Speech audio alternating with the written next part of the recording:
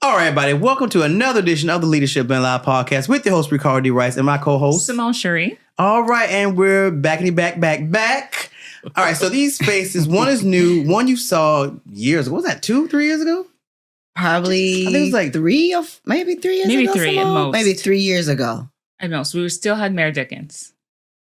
I mean, we have him now. So Well, we for have your life. him. So I it was 4 years ago. Now, It wasn't 4 years? I don't No, I don't think think it was that long. It hasn't been that long. Okay. It's maybe- My hair was different, but my hair's Age always I was your hair's always different. I follow you on, I don't know what that's supposed to mean. I follow you on social media. I'm like, she added It's always again. changing. She added again. But it's wild, for especially for black women. When y'all change your hair, it changes your age. So like when I look at you and I'm like, she got this little shortcut. I'm like, she's in her 20s. And then she come in date with a long hair. I'm like, she's like a professional in her 40s or something. I'm like, it's amazing how y'all just groove with it. Yeah. But she brought up a very interesting topic when she was here the first time that I'd never heard of, and I was blown away afterwards. So we've stayed in touch, and I'm happy to have her back. And she brought a friend. So I'm going to let them introduce themselves starting on this side, and then you introduce yourselves and kind of tell us about you. Okay. Hello, everyone. My name is Dr. LaToria Whitehead. I am a political scientist by training, and I am the founder and CEO of the LS Whitehead Group. And before my business was full-time, I worked for CDC for about 18 and a half years. I went corporate for 2 years, and now here I am with my business full-time, even though it was founded in 2011. And I also am a Spelman professor, adjunct professor, and I've been there a little over 13 years.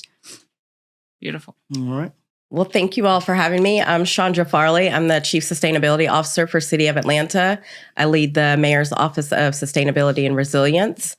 My background is on the technical side, my background's in buildings and advocacy around the intersection of racial equity and energy. All right, so I'm gonna start with you because we kind of know her. Yeah. So for those that don't know what you just said, Yes. what does that mean? Yeah, what's like, the Office of Sustainability? What is your day to day? Like, what do you do? Yeah. So sustainability means a lot of things, but ultimately it is making sure that we are not compromising the needs of the future based on what we need today. So energy conservation, water conservation, making sure we have clean air, clean water, local food. All of those things are sustainability and have their own very in-depth sectors. So my day-to-day at City of Atlanta is advancing the mayor's agenda, whose North Star is to make Atlanta the best place in the country to raise a child. And so as we think about that, how do we make sure that families can thrive in Atlanta? How do we make sure that they are not being displaced from their homes because they can't afford their utility bills? How do we make sure that their children can go outside and play when we know it could be 10 to 12 degrees hotter for 2 to 3 months longer than we see now versus what we're going to see in 6 years? How do we make sure that Atlantans and children have clean air to breathe? We know that there is a lot of disproportionate impacts of asthma. And if someone is working and they don't have a job or they have sick days and they've got to take their kid to school, are they losing their job? So sustainability is really about advancing a quality of life at the intersection of all of those things that we need in our daily lives and the natural environment. Right. That's a lot. Right. So what you just mentioned That's is a lot. health, it's transportation, it's Housing. affordability. 'Cause you Affordability. mentioned, I mean, so it's the ecosystem, basically. Yes. So he has to have like a direct agenda to make sure all those things are zeroed in on. Yes. Okay. Environmental justice. What is it? I would frame environmental justice, it's a framework, and it rests on the principle that everyone has the right to live in a healthy environment. And so really there is environmental injustice before we get to the justice. I would describe the justice as an attainment, an achievement. We've gotten there. And what that means is no population will bear more than their share of environmental hazards. You know, a lot of people will say, well, the environment is free to everyone. So if it's hurting me, it's hurting you, it's hurting all of us in the same way. And so what happens here is that you have certain populations that have bearing more than their share of environmental hazards, which could mean bad air. It could mean bad water as well. It could mean also, older housing and what is connected to older housing, such as childhood lead poisoning and other environmental disparities or other health disparities. So there is an inequity where there are certain populations, because of my race, because of where I live, I am bearing these share of bear more than my share of environmental hazards, environmental inequities. And so this is also connected to the built environment. As Chief Farley was just speaking about housing, you heard health and transportation. Environmental justice is also connected to housing and health and transportation and food insecurity and sustainability as well. And so it's very holistic by nature, and all these different pieces I would describe it as falling under the umbrella of what we call environmental justice, when we all can achieve that same equity around the environment, a healthy environment.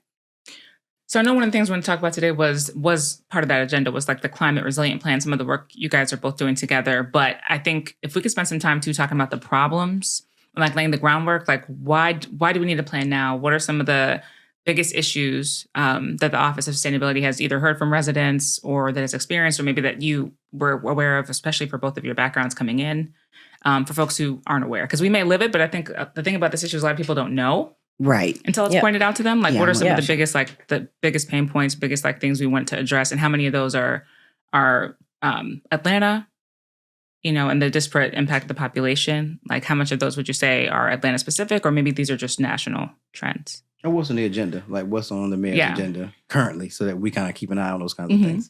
Yeah, absolutely. So I'll start again with the mayor just is starting his second term, and over the course of his first term focused on really neighborhood level focused engagement. And so now that he has announced the Neighborhood Reinvestment Initiative, which is an initiative to direct approximately $5 billion in investment to historically marginalized communities in the city of Atlanta. So we know Atlanta is essentially a tale of two cities, right? So most of the environmental injustices across a spectrum that we can look at in the city of Atlanta are basically right along around I-20, right? From east to west, 75, 85 from north to south. That is a legacy that we still experience from redlining, where Black populations were put into certain areas of cities. This is certainly a Southern legacy, but across the country as well. So when we talk about Atlanta, the South, and then the nation. And so the mayor has honed in on 7 priority corridors across the city. Campbellton Road, there's a couple of corridors, but I'll speak broadly about the neighborhoods. Campbellton Road, downtown, Donald Lee Hollowell, Grove Park, Thomasville Heights. So these are where we can see, based on the data that has been cleared to us for many years. Drive through it. Just drive through it. And people feeling it, right? When we talk about Thomasville Heights, one of the primary things that I've been focused on in my career, and particularly at the city, is what we refer to as energy burden. And energy burden means that a household is paying 6+% of their household income towards utilities every month. If someone is paying 10%, then they're in a range of what we call energy poverty. A lot of neighborhoods in the city of Atlanta are upwards of 16 to 20%, Thomasville being one of those. So when we talk about something about, I'm just going to hone in on energy. The mayor is a housing mayor. You will hear him say affordable housing is his love language. He's got a goal to build or preserve 20,000 units of affordable housing. So my office and the Mayor's Office of Sustainability and Resilience really hones in on the preservation of affordable housing. So how are we making sure that our homes are healthy? So healthy air quality, which doesn't exacerbate asthma triggers. How do we make sure that the windows are sealed? Because there's a good graphic that I used for many years where you can see dollar bills just flying out the door and the window, because when you've got your air on or your heat on, it's just going out. So that makes your bill higher, right? Yeah. Okay, let me ask a question, because I can't get it out of my head. How does a community bear more than its fair burden? Like, how are they paying so much more? How does this happen? So we can go back to the conversation about redlining and systemic disinvestment in certain communities. That means we have an older housing stock. That means that some communities and households didn't have the discretionary income to repair their homes over the years. So now they have leaky roofs. They have leaky faucets, anything that makes a home inefficient.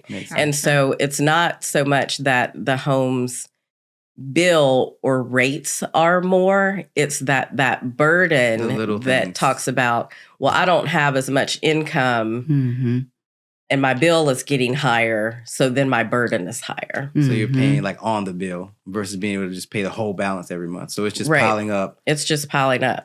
That makes sense, because when you drive through a lot of these, and I say this all the time, you drive through a lot of residential neighborhoods in older areas and the maintenance is gone. Like you can look at like, this house is old, the windows are falling apart. And I've noticed that a lot. So I was very interested you said it. I was like, now that makes sense of how that. One more question too. When we talk about affordable housing, price-wise, what does that look like? Yeah, so, and that's a good question. So Atlanta and every city really has what's called an area median income. And so that can range from, you'll hear talk about 30% AMI or 60% AMI. So a lot of our programs that we focus on across the city are based on looking at an 80% AMI. And try to give a salary number around that.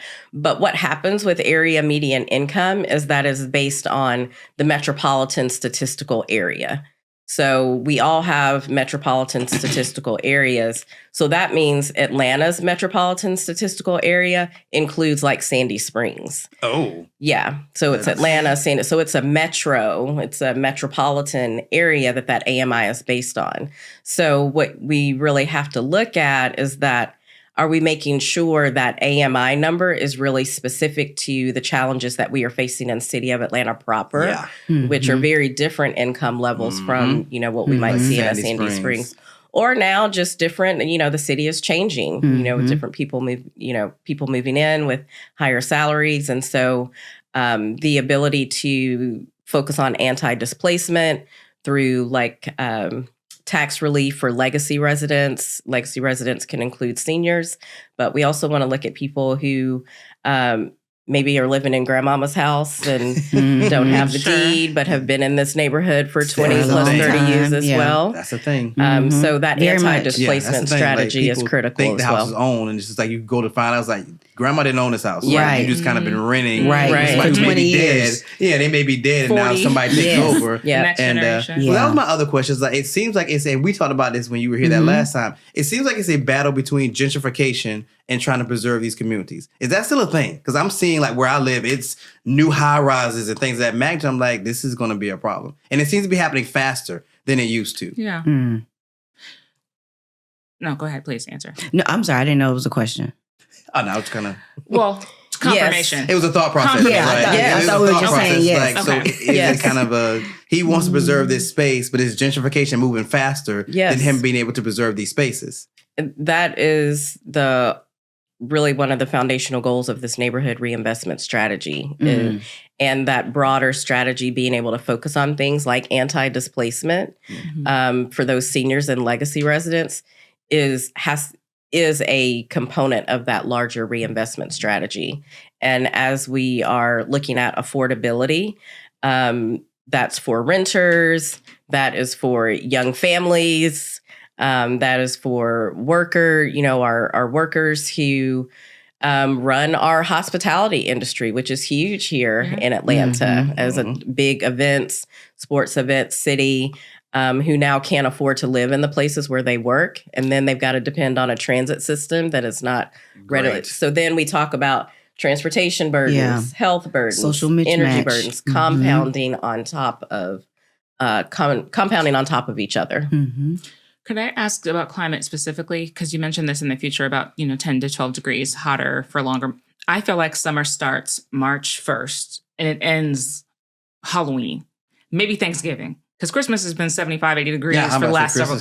I feel like summer is just constant, and there's just small little break where there's some winter. And I don't know how normal. I've been in Atlanta maybe 14 years now, 15, maybe 16, and I feel like it was not. We used to have transitional seasons. I remember those transitional seasons. I remember people looking forward to those transitional seasons. I feel like those are going away. I also feel like the flooding that I've been hearing the damage about, all of the flooding, I do feel like in the South, there's just a lot more of that period. Like I'm not growing up somewhere else. I've never seen it where it rains and it truly just floods and pours. But like, does that play into like the agenda and like what causes some of the problems when it comes to just climate? Like what's the impact of climate having? So with climate change, we know that that is an abnormal average temperature, right? Like as you spoke of in November, it's 80 degrees. And normally it would be like 50 degrees. So that is that in layman terms, that is a part of climate change. Okay. It's abnormally the average temperature of what it should be. So with the things that Chandra was just speaking of earlier and describing with some of these neighborhoods that are historically redlined, that means that, of course, there's disinvestment in those neighborhoods as well. And that disinvestment may include the lack of tree canopy, the lack of trees, the lack of green space, which actually cools a neighborhood. When we have trees, we have leaves, it cools us. It cools that shade cools us down, right? And so and asphalt creates heat, right? And asphalt creates heat. Okay. That surface level creates heat. And tree canopy can mitigate the impact of utility costs because it shades your home. The hotter your house. Makes sense. Right. AC is so more you got to run the AC. Right. Yeah. And if you're running, like Chandra was talking about earlier, you're running at AC also all year long? You're all year long. And then on top of that, you have, with that, you have that lack of cooling, but then you have people that cannot afford that. But going back to the health piece with climate change, we have these very specific neighborhoods that have been historically redlined, historically disinvested in. And with that disinvestment, there is a lack of tree canopy. There's a lack of infrastructure as well to be able to be what we call climate resilient if something happens. If a Katrina happened right now, what would happen to these specific neighborhoods? So there's a lack of that with climate change. So there's a disproportionate effect for those very specific neighborhoods. With that also comes your increase on chronic diseases. Vulnerable populations historically, again, as we look at the disproportionate burden, that's another disproportionate burden. That's another impact of health. Another impact of climate change, of environmental burdens. You have these same populations that are bearing more than their share of asthma, of obesity, of diabetes, of other chronic diseases, and climate change and these environmental burdens actually drive that. They're drivers of that, alongside systemic and institutional inequities and institutional racism as well. So when these events happen, if you will, with climate change, those same populations they're affected in a different way. They're affected in a very negative way. And that goes back historically. And there's a cumulative impact of what we would say in public health with all these different issues happening. As Chandra spoke of, you have your transportation, you have also food insecurity, you have housing. And, these are some of the different pieces that we looked at in the assessment with the mayor's office. I think that's my other concern is food deserts. Yeah. Like housing's great, but if I don't have a grocery store near me, and I guess the default was always Family Dollars, Dollar Generals, and even they're starting to move out of those neighborhoods. Is that something that's on the agenda? Absolutely. So we have in our climate resilience strategy 5 overarching goals. Some of those goals have existed at the city in some shape or form or fashion for a while. Bringing them together under the Climate Resilience Action Plan umbrella was meant to ensure we had a comprehensive strategy. As we know, we are more development, more targeted development. And when we're talking about infrastructure, these are projects and things that are going to last for 30, 50 years. Our water is, 100 plus, years old. So how are we making sure, because we know now extreme weather is happening and it is happening more frequent and it is faster. More intense. It is happening faster.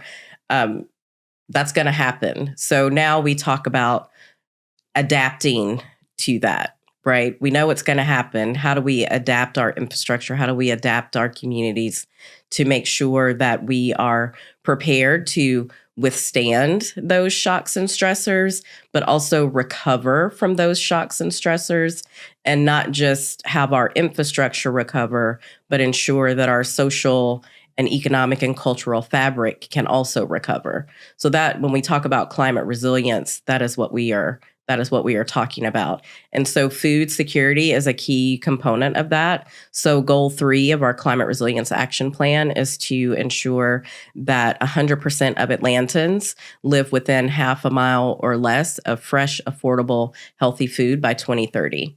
And so our urban agriculture and food systems team, which sits partially in my office, focuses on that. We have a fresh food access map, and food insecurity has been a huge priority of the mayor since he's come into this term, even back to some of his work as a council member in helping drive food-focused legislation across the city. Invest Atlanta is a huge partner now in advancing efforts to address food insecurity, more on the grocery retail side. So, you know, you've heard about the new Azalea Market in downtown Atlanta. I saw an article about that has opened up just yesterday. I was over at the Sweet Auburn Curb Market and talking about, you know, that's another 100-year-old facility. They have aging infrastructure, which cooling for grocery stores is very expensive. Those HVAC systems are very expensive. So then they are experiencing their own burdens with super high utility bills, which is spiking their operational costs. And so there's a lot of trade-offs having to be made. So they are working on upgrading that infrastructure. So better space for their local food vendors, because the Curb Market, you know, has, you know, 30 plus local foods, local businesses who are bringing in to sell, you know, their local food and wares to the community as well. So definitely a whole ecosystem, but that goal to ensure that 100% of Atlantans are within half a mile.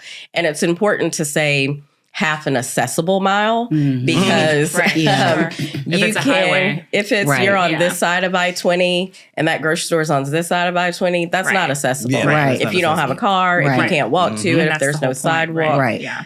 So our Urban Ag and Food Systems team actually did some ground truthing of the data that we have on a fresh food access map, which you can see that online, to really try to look at some of those things. Okay, we say this is a fresh food access point, but is it still there? Can people still access it? Is it really healthy food, or is it now like a convenience store that doesn't have? So we've got to constantly be updating that data and working with our local food. We have a very strong urban agriculture and local food systems community in the city of Atlanta. So 2030 is right around the corner. So it is. It sounds like the focus, it makes more sense to figure out, right, how we can get more healthy food in the city versus like growing more food that's local, like growing local food and having Atlanta be a place where we are growing our own food. It's a both and strategy for sure. So we definitely need more grocery retail points. A lot of big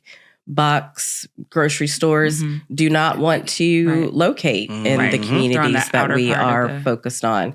That really drove the need for the city municipal owned Azalea Market downtown. It's like, okay, well, we're going to do this ourselves. You have to. There are a number at Carver Market, you know, small markets like those. How do we have the Curb Market? How do we have those kinds of locally owned and driven and operated food access points, but also still growing food? We have patchwork farms over off Cascade, many like those types of gardens. The city has a program through what we call Aglanta, basically a play on agriculture and Atlanta, where people who grow food can lease small amounts of land from the city to grow on that land. They can also vend their food on that land. So it's an all of the above strategy. I mean, I feel a little better. I feel a little better. It's an all of the above strategy. Lots of investment, lots of organizing in communities.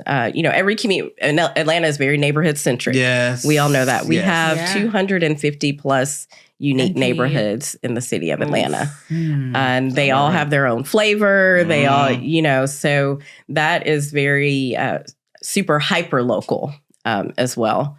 But yeah, it's an exciting strategy, lots of investment, lots of focus from the mayor. It's passionate about it.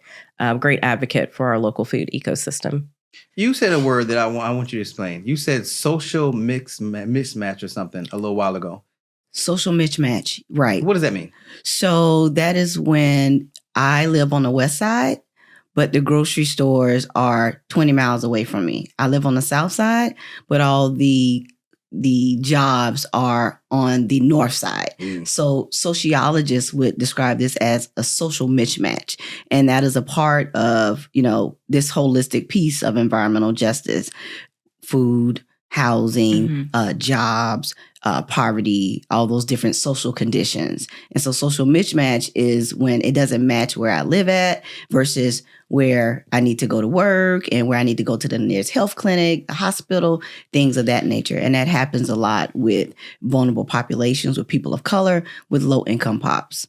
That's a good segue to transportation, because that's a part of food access too. But I was surprised to hear. So I think when you look at the whole Atlanta metro area, if you make it 5 counties or 13 counties, the city of Atlanta probably is in at least the best position with public transit access, or at least opportunities.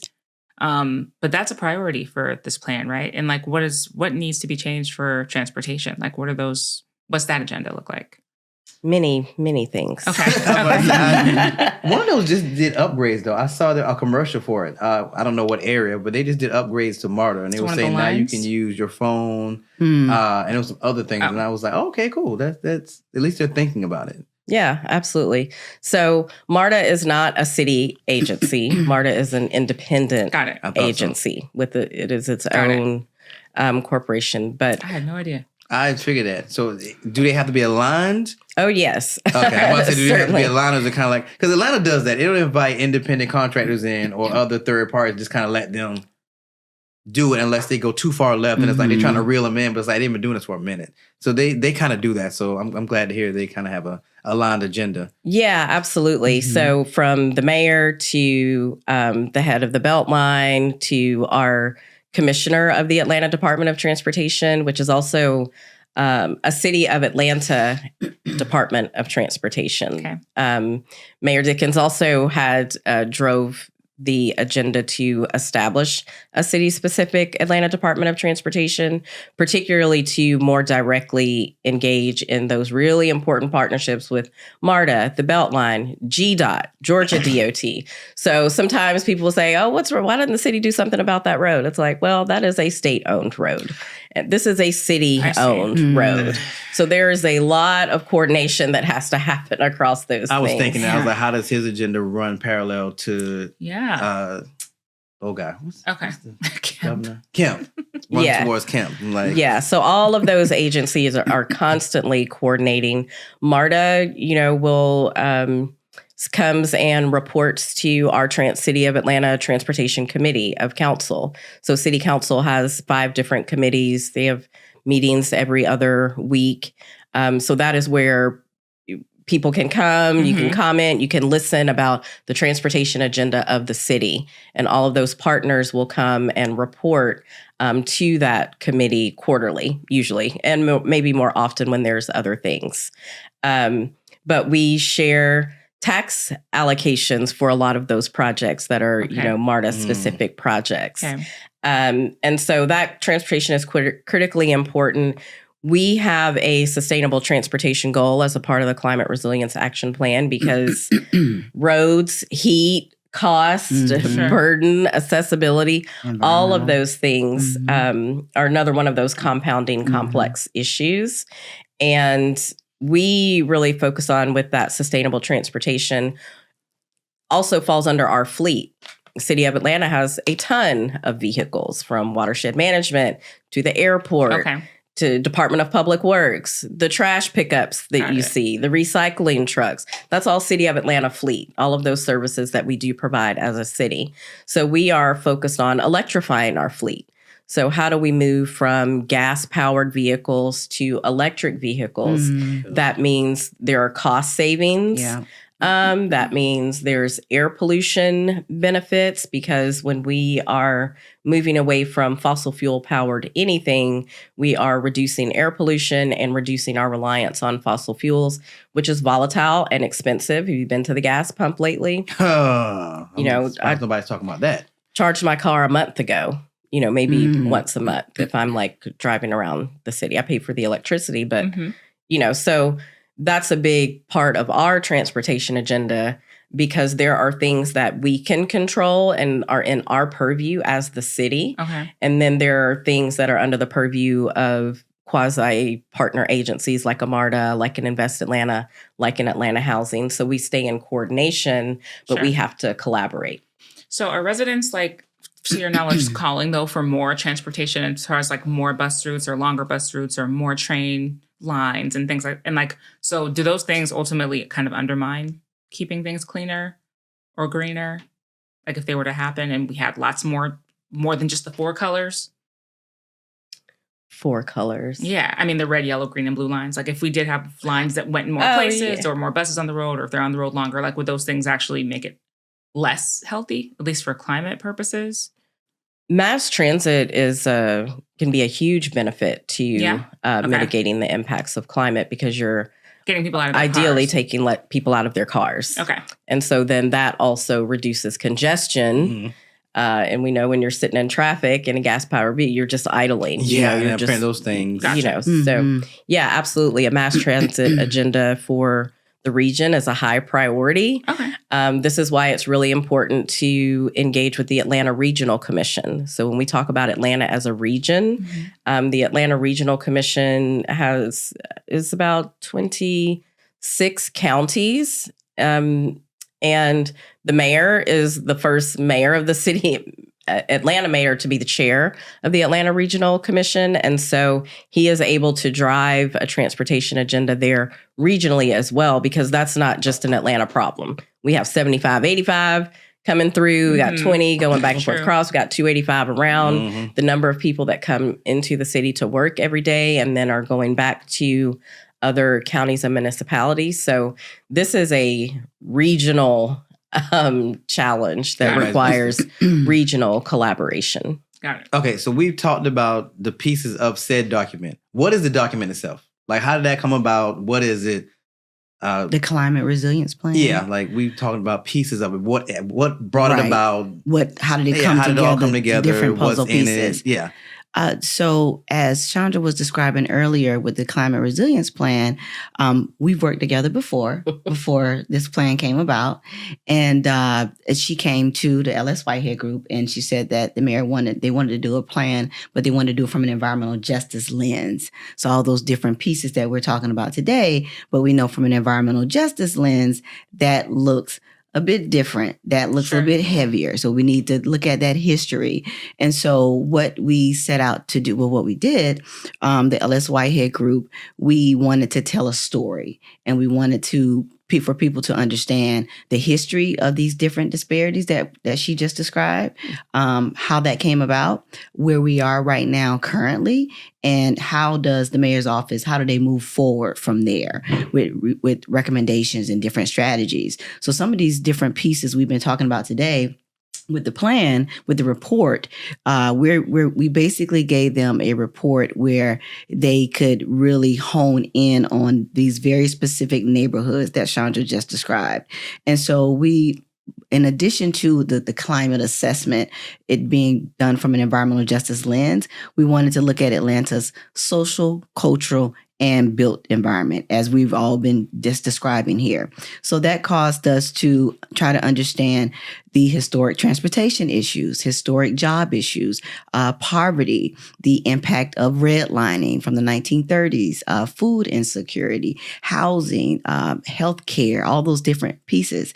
And so telling that story, we brought on a geospatial health scientist, and that person is a part of the LS Whitehead group, project based, and other public health people.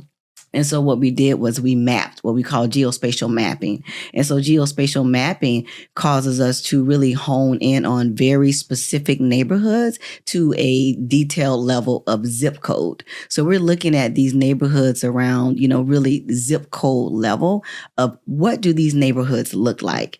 Who are these people? What does this population look like? Am I Black? Am I male? Am I female?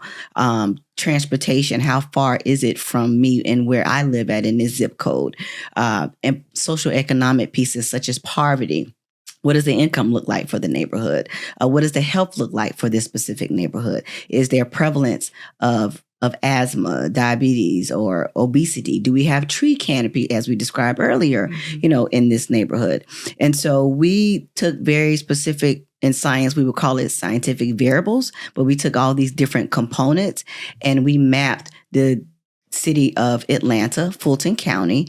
And basically what we delivered was the highest risk neighborhoods for climate injustice, for environmental injustice. And so we're looking at these pieces in a very accumulative impact. So if I am living in 30294 and how high does it look for me? How high does the risk look for me when it comes to the things we're talking about today, such as heat, such as flooding? What do I look like, male, female? What does the poverty level look like in my neighborhood? So we looked at all these different social conditions and we mapped these different pieces in Atlanta, the city of Atlanta. I keep saying Atlanta, but I'm saying Fulton County. Because I know we say Atlanta like it's everywhere, but I just want to be specific. You have to remind me, like, Atlanta's not everywhere. Right. It's Fulton County. City of Atlanta proper. The city. Right. Yes. So we looked at the city of Atlanta, Fulton County, and we basically delivered the highest risk, the 10 top highest risk neighborhoods for climate change. As we described earlier, if something would happen today, these are the neighborhoods that would really undergo and have the worst impact of climate change. When we look at flooding, when we look at heat, when we look at less tree canopy, when we look at infrastructure, and what do these neighborhoods look like? What is the race ethnicity? What is the poverty level of these neighborhoods? 5 of the 10 neighborhoods we found were the same neighborhoods that experienced redlining in the 1930s. So we were able to take the map from the 1930s that were specifically redlined in Atlanta and Fulton County, and we mapped those against those same neighborhoods today. And 5 of those same neighborhoods are experienced all in these different social conditions, these disparities that we're talking about today. So we're looking at the intersection of environmental justice, climate change, and social conditions. So what the report does, just like Chandra requested for us to do, it gives you a synopsis, but also detailed as well, a detailed synopsis of climate change, the impact of that on specific neighborhoods in Atlanta, Georgia, but it's a cumulative effect. So that's what makes it looking at it from an environmental justice lens, because it goes beyond your heat, your flooding, things of that nature. When it comes to climate change, it's okay. The impact on people. Yeah, the impact on people and what those individuals look like in those neighborhoods. So that way they're able to take these environmental justice strategies around housing, around transportation. We also looked at, voting as well, the voting trends as well. So you're looking at the population holistically, but very detailed. So you're going beyond those climate recommendations. You're also looking at environmental justice strategies that if they chose to, entertain some of those strategies as well, they could also, move forward on that. So that is the report that would feed, I'll say, if you will, some of that climate resilience plan that they're moving forward on. Okay, so for those that do not know, explain redline, because we know, but for people that don't know, we keep saying redline. What does that mean? What does that actually mean? So redline, I would say in layman terms, simple terms, is there was a certain age and period where banks did not want Black people of color to get housing loans, and also be near the white population. So there was a map that was created where there are red lines that are drawn to say that we don't want these people staying in these specific neighborhoods. And there are different components of this as well. But for the sake of today and time, I'm just going to keep it short. We don't want these specific people. We don't want Black people. We don't want people of color staying in these specific neighborhoods. We're going to make sure that they don't get loans or housing, and we're going to make sure that we residentially segregate them in a certain area. So they're not able to stay in this area on this map. So we're going to redline this map, literally redline this map and make sure that they're not staying in these neighborhoods. We're making sure that they're not getting loans. So what that does is, because Black people were not allowed to really didn't have that didn't have that advantage of getting the loan, of getting housing, of staying in certain neighborhoods. They were systematically put out and segregated in other neighborhoods. So they were lined off and cut off from specific neighborhoods.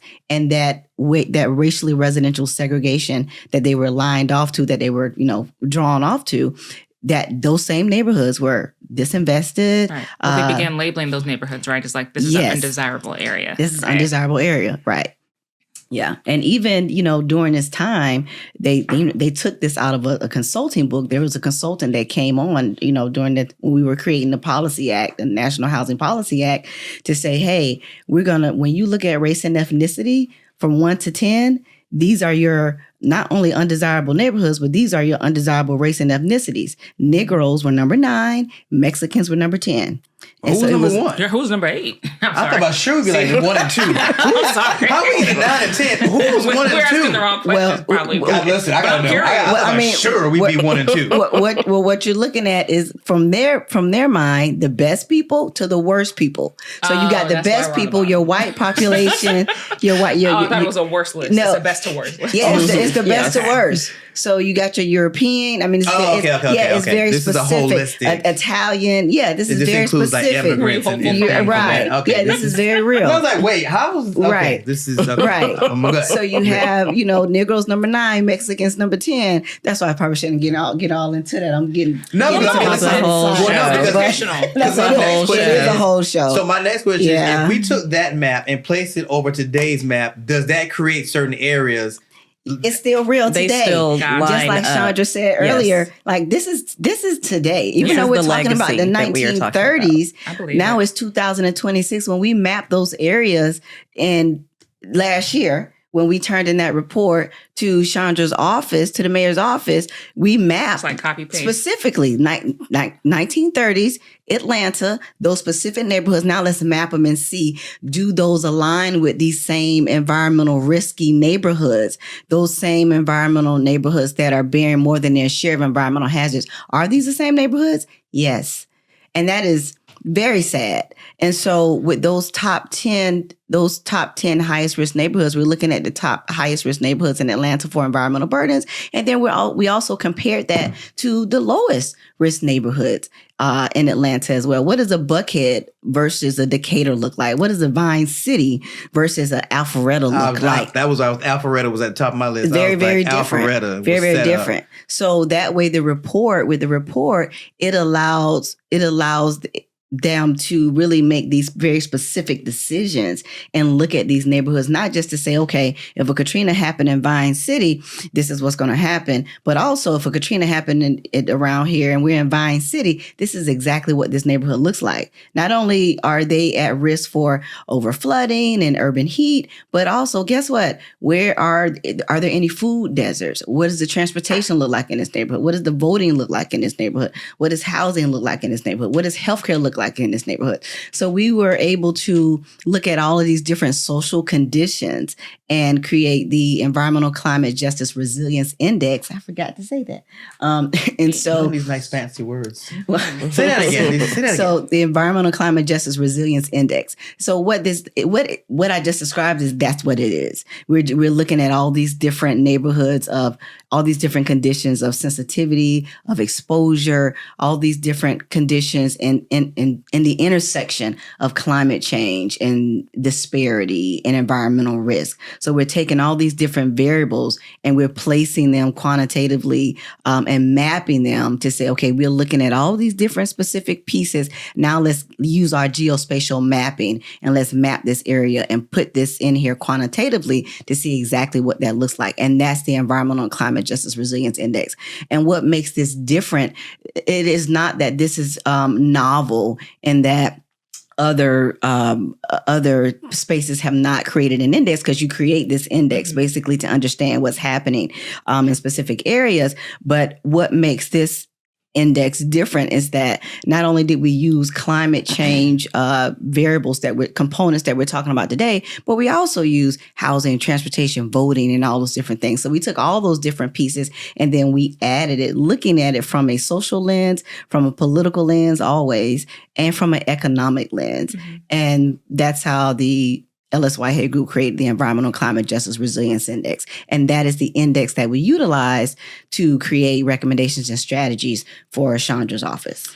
Because of where we are on the show, I want to know, what are the things that Atlanta residents will feel as this plan is being implemented the most visibly for like the next year or 2 years? Like, what would be some of the first kind of indicators of success, like for quality of life, that people will feel? And then what things are longer term, like maybe some of the health outcomes, I'm assuming. But So that's a Chandra question. Yeah. So the climate risk and vulnerability assessment, including the index that Dr. Whitehead created, is foundational for us to begin to develop some of those strategies specifically related to our climate hazards: heat, flood, drought, air pollution also being one of those.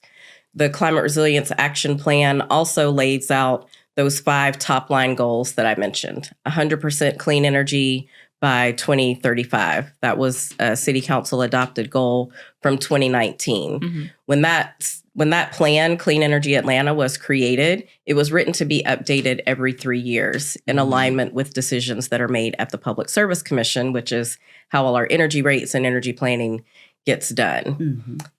So this Climate Resilience Action Plan is essentially the required update to that clean energy plan. But it was really important that we moved from a singular focus on 100% clean energy to a comprehensive focus on climate resilience, because of the speed and scale with which we are experiencing increasing impacts of climate, the flooding, the extreme heat, which is the number one climate change killer, actually, extreme heat, and understanding how much development is happening. And we needed to have a framework to help us guide all of that development to ensure that we are looking ahead and planning for that development and infrastructure to sustain us and help protect us from these increasing hazards 20 years down the road, 25 years down the road.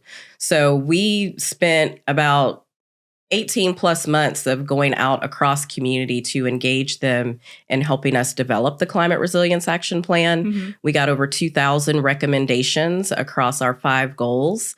So now we have the 100% clean energy, net zero emissions by 2030, the fresh food access goal that I mentioned, reducing energy burden on 10% of our most energy burden households, which we've already talked about, and sustainable multimodal transportation.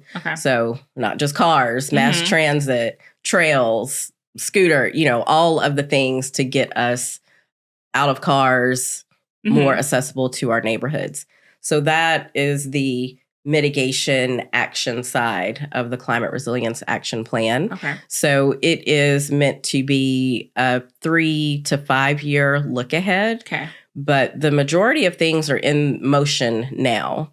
The Clean Energy Plan, we clean to move forward with. What does that mean? We have the largest municipal solar program in the state of Georgia at City of Atlanta. We have solar on, we just finished our 41st building. So what does that mean when we put solar on? That means we have solar on our... We're out of time almost. Oh, okay. All right, so final thoughts, 30 seconds.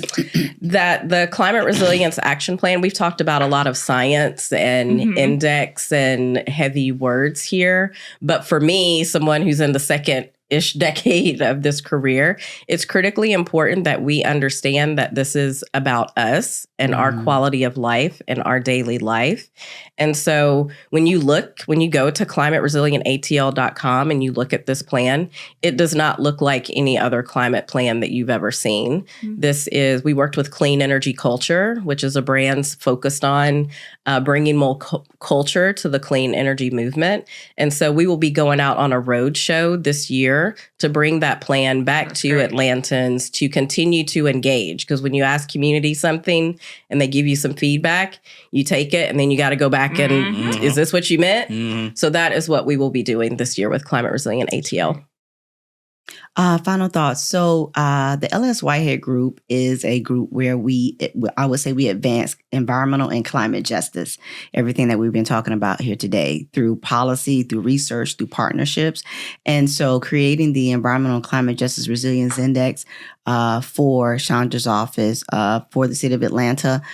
We are hoping that we can extrapolate that and be able to do that more for more cities, for states, for regions.